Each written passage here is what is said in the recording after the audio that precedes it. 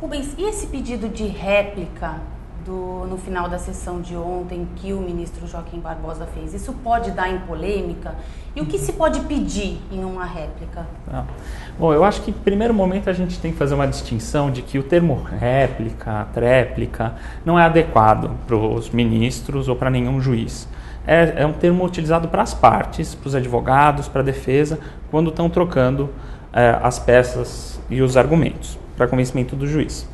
O que aconteceu, pelo entendimento do ministro-presidente, o Carlos Aires Brito, ele, lendo o regimento interno, entendeu que o Joaquim Barbosa estava fazendo uso da prerrogativa dele como relator, de dirigir o processo e ainda de poder suscitar questões de ordem. Então ele está dentro de uma prerrogativa regimental, né?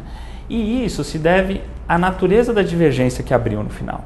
Então a polêmica só acontece não é exatamente porque eles estão tendo uma opinião diferente ou interpretando os fatos da maneira diferente. Porque se fosse assim, se deveria mais deixar o processo seguir, os votos seguirem e todos os demais ministros se manifestarem, né? Como alguns até ficaram um pouco revoltados.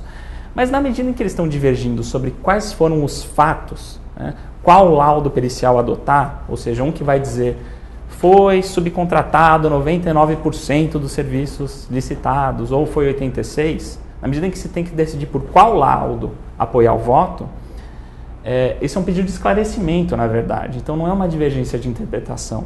Então vai ser salutar que o Joaquim Barbosa esclareça por que fez a predileção dos laudos em que ele se apoiou, que no caso foi da Auditoria Interna da Câmara dos Deputados, do Instituto Nacional de Criminalística, e por que, por outro lado, o Ricardo Lewandowski optou por se apoiar no Tribunal de Contas de União. Nenhuma opinião é insensata e a gente precisa ouvir as razões pelas quais eles optaram.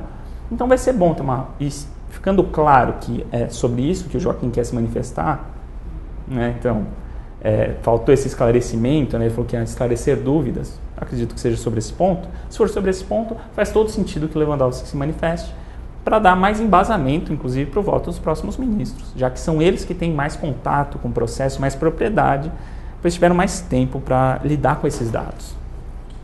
Rafael, a argumentação ontem de Lewandowski ao absolver João Paulo Cunha empolgou muita gente, né? Alguns advogados chegaram a ver nessa argumentação uma brecha para poder retocar a estratégia de defesa. É possível ao advogado apresentar, então, um novo ponto de vista? Os advogados no processo penal podem apresentar documentos e juntar documentos aos autos ou fazer alegações por escrito e juntá-las ao processo em todo momento até a decisão final.